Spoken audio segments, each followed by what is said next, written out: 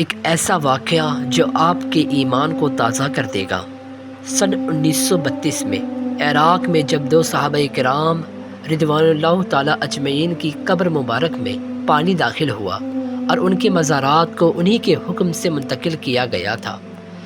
عراق کا بادشاہ ملک فیصل گہری نیند میں تھا۔ اس نے خواب میں دیکھا کہ کوئی اس سے کہہ رہا تھا، ہم رسول اللہ صلی اللہ تعالیٰ علیہ وسلم کے دو صحابی دریائے دجلہ کے کنارے دفن ہیں۔ دریا کا رخ تبدیل ہو رہا ہے، پانی ہماری طرف بڑھ رہا ہے۔ حضرت حذیفہ بن یمان رضی اللہ تعالیٰ عنہ کی قبر مبارک میں پانی آ چکا ہے، جبکہ حضرت جابر بن عبداللہ رضی اللہ تعالیٰ عنہ کی قبر بھی نم ہونے لگی ہے۔ ہمیں یہاں سے نکال کر دریا کے کنارے سے کچھ فاصلے پر دفن کیا جائے۔ عراق کے بادشاہ نے یہ الفاظ خواب میں سنے، لیکن ان کی طرف کوئی توجہ نہ دی۔ دوسری رات پھر یہی الفاظ سنائی دیے، لیکن اس نے ابھی بھی توجہ نہ دی۔ تیسری رات یہ خواب عراق کے مفتی اعظم نور السعید پاشا کو سنائی دیا۔ اسی وقت وزیر اعظم کو ساتھ لیا اور بادشاہ کی خدمت میں پہنچ گئے۔ جب انہوں نے بادشاہ سے اپنا خواب بیان کیا تو بادشاہ چونکا اور بولا، یہ خواب تو میں بھی 2 بار دیکھ چکا ہوں۔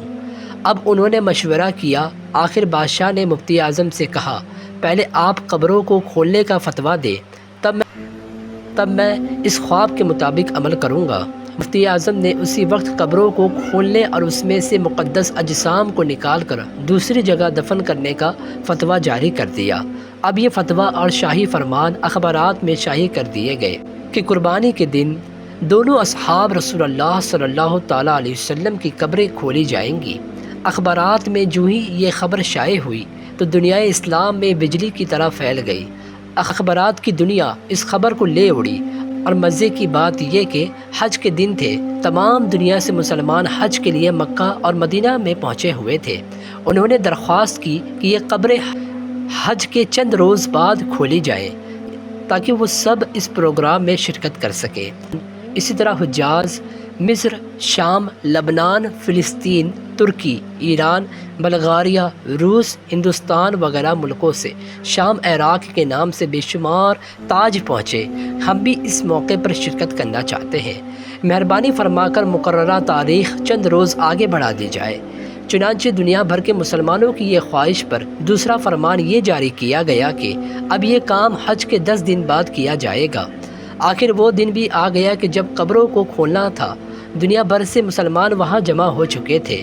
پیر کے دن دوپہر 12 بجے لاکھوں انسانوں کی موجودگی میں قبروں کو کھولا گیا۔ حضرت حذیفہ بن یمان رضی اللہ تعالیٰ عنہ کی قبر میں کچھ پانی آ چکا تھا، جبکہ حضرت جابر بن عبداللہ رضی اللہ تعالیٰ عنہ کی قبر میں نمی پیدا ہو چکی تھی۔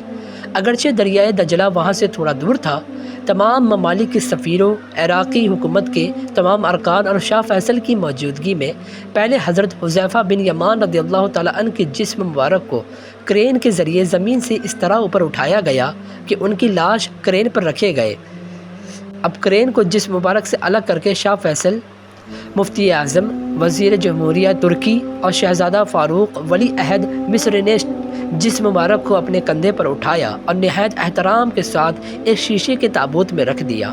پھر اسی طرح حضرت جابر بن عبداللہ رضی اللہ تعالیٰ عنہ کے جسم مبارک کو نکالا گیا۔ دونوں اجسام کی کفن بالکل محفوظ تھے، یہاں تک کہ داڑھی مبارک کے بال بھی صحیح سلامت تھے۔ اجسام کو دیکھ کر قطعاً یہ احساس نہیں ہوتا تھا کہ وہ 1300 سال پہلے کی ہے، بلکہ یوں گزرتا تھا کہ انہیں وفات پائے ابھی مشکل سے 2-3 گھنٹے ہوئے ہیں۔ سب سے عجیب بات اور سب سے حیرت والی بات یہ کہ دونوں کی آنکھیں کھلی ہوئی تھیں۔ ان میں اس قدر تیز چمک تھی کہ دیکھنے والے ان آنکھوں میں آنکھیں ڈال کر دیکھ نہ سکے۔